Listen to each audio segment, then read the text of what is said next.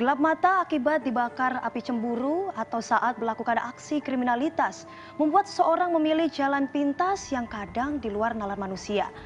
Pelaku kejahatan beraksi dengan cara membakar orang terdekatnya demi melampiaskan dendam karena sakit hati serta ingin menghilangkan jejak demi alibi. Laporan ini sekaligus menutup perjumpaan kita kali ini dan tentunya kami juga kembali mengajak Anda untuk terus menerapkan protokol kesehatan seperti memakai masker, menjaga jarak, serta mencuci tangan dengan sabun di air mengalir untuk menekan penyebaran virus corona. Tetap saksikan program Turn Back Crime setiap Senin pukul 23 waktu Indonesia bagian Barat hanya di RTV. Saya Stefania Deversta, salam Turn Back Crime, menubas kejahatan.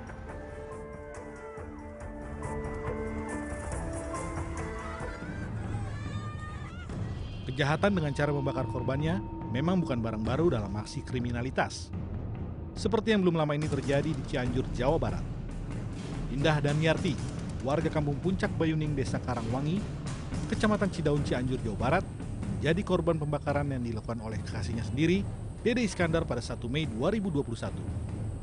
Masalahnya pun terbilang sepele, hanya dibalut rasa cemburu membuat Dede gelap mata hingga membakar Indah dengan cara menyiramkan bensin ke tubuh korban. Indah mengalami luka bakar di hampir sekujur tubuhnya dan mendapat perawatan di rumah sakit. Namun, akibat luka yang dideritanya sangat parah, Indah pun meninggal dunia. Sementara Dede si pelaku pembakar yang sempat kabur ke hutan, akhirnya dapat ditangkap aparat kepolisian. Jumat dini hari 7 Mei 2021, seorang perempuan ditemukan tewas di sebuah kamar indekos di kawasan Bojong Salaman, Semarang, Jawa Tengah. Setelah melakukan penyelidikan, polisi dapat menangkap pelaku yang berjumlah 2 orang. Penangkapan para pelaku karena keduanya terekam CCTV yang berada di indekos, sehingga memudahkan polisi dalam mengungkap kasus tersebut. Di hadapan polisi, kedua pelaku mengaku bahwa persoalan ekonomi menjadi alasan mereka merencanakan pembunuhan terhadap korban. Untuk menutupi jejak pembunuhan, pelaku sengaja membuang puntung rokok ke atas kasur hingga terbakar, dengan harapan kamar korban ludes dilalap api. Belajar dari kedua kasus ini, kriminolog Universitas Budi Luhur, Luki Nur Hadianto menilai adanya unsur pelampiasan dendam dan menghilangkan jejak kejahatan. Memang menjadi menarik dalam dua kasus tersebut. Yang pertama, ada unsur pelampiasan dendam, di mana saat kemudian ikatan emosional itu ternodai dalam tanda kutip, terus kemudian diterakumulasi dengan perilaku dari pelaku yang memang sudah terkontaminasi dengan nilai kejahatan, seringkali itu menjadi hal yang menjadikan korban sebagai target pelampiasan. Yang kedua adalah ada upaya untuk menghilangkan jejak. Berbeda dengan yang pertama, ada kesan bahwa memang pelaku itu ingin memberikan tanda tertentu.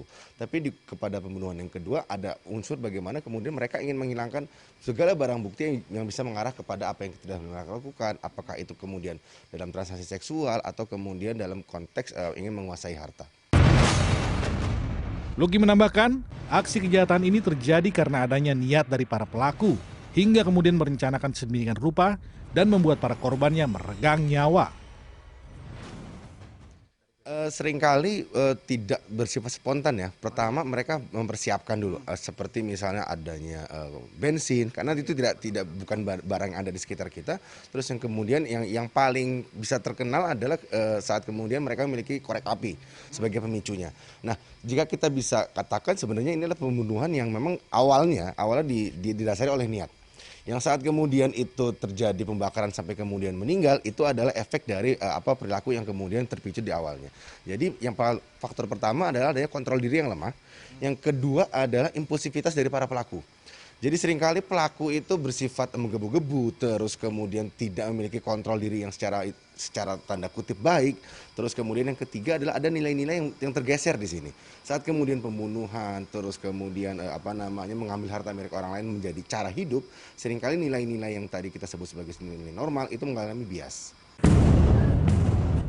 Sedikit pelaku kejahatan beraksi dengan cara membakar korban, dengan latar belakang balas dendam karena sakit hati atau menghilangkan jejak demi alibi. Namun bagaimanapun disembunyikan, kebenaran akan mencari jalan untuk mengungkap aksi para pelaku kejahatan. Dari Jakarta, Izon Ramadhani, Sri Asih Rizky, untuk Turn Back Crime, RTV.